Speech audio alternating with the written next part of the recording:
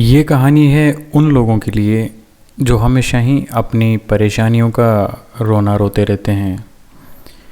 उनसे आप जब कभी भी मिलेंगे तो हमेशा वो आपसे यही बोलेंगे कि मैं बहुत परेशान हूँ, कभी कोई परेशानी कभी कोई परेशानी।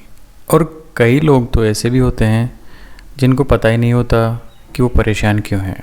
तो इसी क्रम में एक कहानी है। कहानी कुछ इस प्रकार से है कि एक बार एक किसान का बैल कुएं में गिर गया।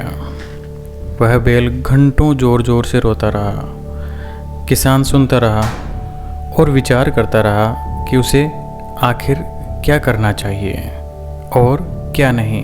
अंततः उसने निर्णय लिया कि चूंकि बैल काफ़ी बूढ़ा हो चुका था, अतः उसे बचाने से कोई लाभ होने वाला नहीं था और इसीलिए उसे कुएं में ही दफन कर देना चाहिए। किसान ने अपने सभी पड़ोसियों को मदद के लिए बुलाया। सभी ने एक एक फावड़ा पकड़ा और कुएं में मिट्टी डालना शुरू कर दी। जैसे ही बैल के समझ में आया कि ये आखिर हो क्या रहा है, तो वह ज़ोर ज़ोर से चीखने चिल्लाने लगा और रोने लगा। और फिर अचानक वह आश्चर्यजनक रूप से शांत हो गया। सब लोग चुपचाप कुएं में मिट्टी डालते जा रहे थे। तभी किसान ने कुएं में झांका तो वह आश्चर्य से सन्न रह गया।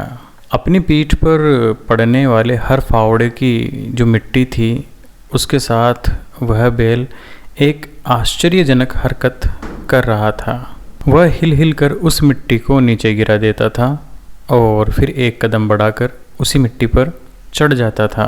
जैसे जैसे किसान तथा उसके पड़ोसी उस पर फावड़ों से मिट्टी गिराते गए, वैसे वैसे वह हिल हिल कर उस मिट्टी को गिराता गया और एक सीढ़ी ऊपर चढ़ आता। जल्दी ही सबको आश्चर्यचकित करते हुए वह बैल कुएं के किनारे पर पहुंच गया और कूदकर बाहर भाग गया। हमारी ज़िंदगी भी कुछ ऐसी ही है कि हमारे जीवन में भी बहुत तरह से मिट्टी फेंकी जाती है, ऊपर बहुत सारी गंदगी हमारे ऊपर फेंकी जाती है। कोई हमें आगे बढ़ने से रोकता है, तो कोई हमारी आलोचना करता है, कोई हमारी सफलता से ईर्ष्या करता है, तो कोई हमारे रहन सहन से। हमें कई लोग भला बुरा भी कहते हैं।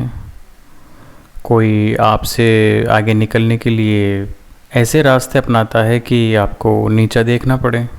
लेकिन हम इन सभी गंदगियों और बुराइयों को न देखते हुए हमें अपना रास्ता खुद ही चुनना पड़ता है। तो मोरल ये है कि हमें हतोत्साहित न होकर साहस के साथ हर तरह की गंदगी को गिराते हुए, उससे सीख लेते हुए सीढ़ी बनाकर बिना अपने आदर्शों का त्याग किए हुए अपने कदमों को आगे बढ़ाता जाना है।